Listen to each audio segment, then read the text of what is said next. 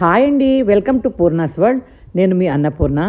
ఈరోజు మైసూర్ బోండా ఎంతో ఈజీగా సింపుల్గా క్షణాల్లో ఎలా చేయాలో చూపించబోతున్నాను. మన ఇంటికి అనుకోకుండా రిలేటివ్స్ వచ్చారనుకోండి, అలా వాళ్ళని కూర్చోబెట్టేసి ఇలా ఈజీగా క్షణాల్లో చేసి పెట్టేయచ్చు. మరి ఈ వీడియోకి ఒక లైక్ చేసేయండి. ఈ మైసూర్ బోండా చేయడానికి ఏమీ లేదండి, సింపుల్గా ఇంట్లో ఉన్న వస్తువులతో మనం చేసేసుకోవచ్చు. 2 కప్పుల మైదా, 2 కప్పుల పెరుగు, 6-7 పచ్చిమిర్చి, 2 అంగుళాల అల్లం ముక్క, 2 టేబుల్ స్పూన్లు జీలకర్ర, 1/2 టేబుల్ స్పూన్ వంట సోడా, డీప్ ఫ్రై చేయడానికి ఆయిల్. ఇంతేనండి.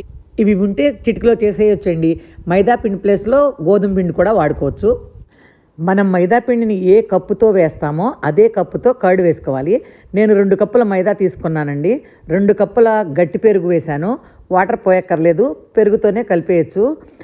పిండి కొంచెం గట్టిగా అనిపించింది అనుకోండి, కొద్దిగా వాటర్ పోసుకుంటే సరిపోతుంది. ఇలా కలిపి పెట్టుకున్న పిండిలో 1/2 టేబుల్ స్పూన్ వంట సోడా వేసుకొని రుచికి తగినంత సాల్ట్ వేసుకోవాలి. కలిపేసి పక్కన పెట్టుకోవాలి.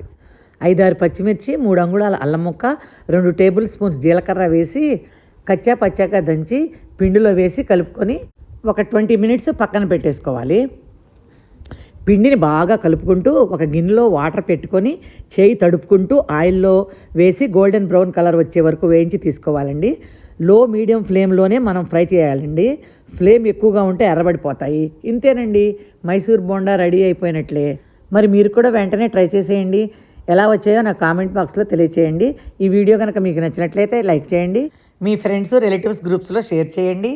ఇంతకుముందు సబ్స్క్రైబ్ చేయని వాళ్ళు ఉంటే సబ్స్క్రైబ్ చేసి బెల్ సింబల్ని టచ్ చేసి యాక్టివేట్ చేస్తే నేను పెట్టే ప్రతి వీడియో నోటిఫికేషన్ ముందుగా మీకే వస్తుందండి. Thanks for watching.